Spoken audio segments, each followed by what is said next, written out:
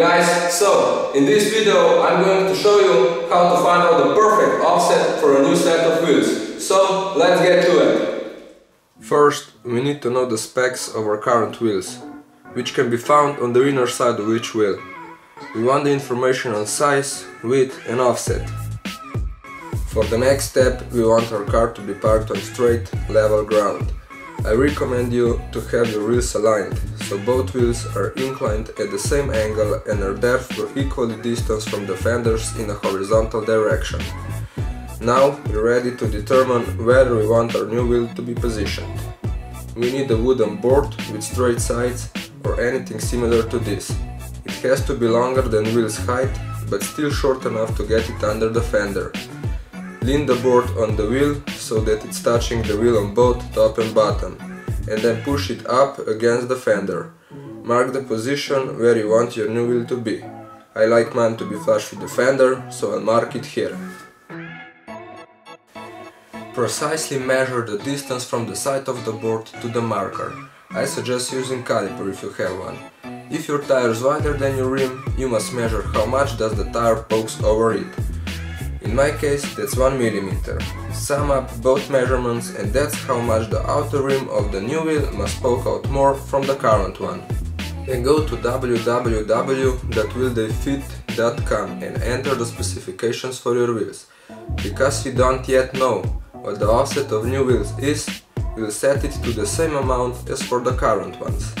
Hit calculate and the site tells us how will the new wheel be positioned compared to the current.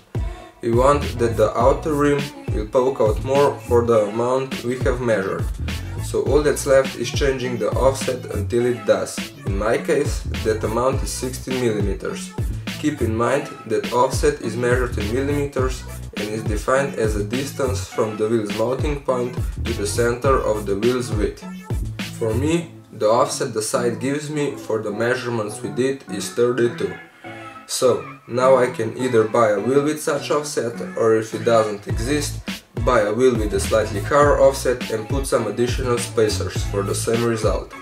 You can also use this method to check if some wheels you like will fit on your car. One more thing I should mention: when you're choosing the tires for your new wheels, it's best that you pick such dimensions that the overall circumference is the same, so your car will stay at the same height and your speedometer won't lie.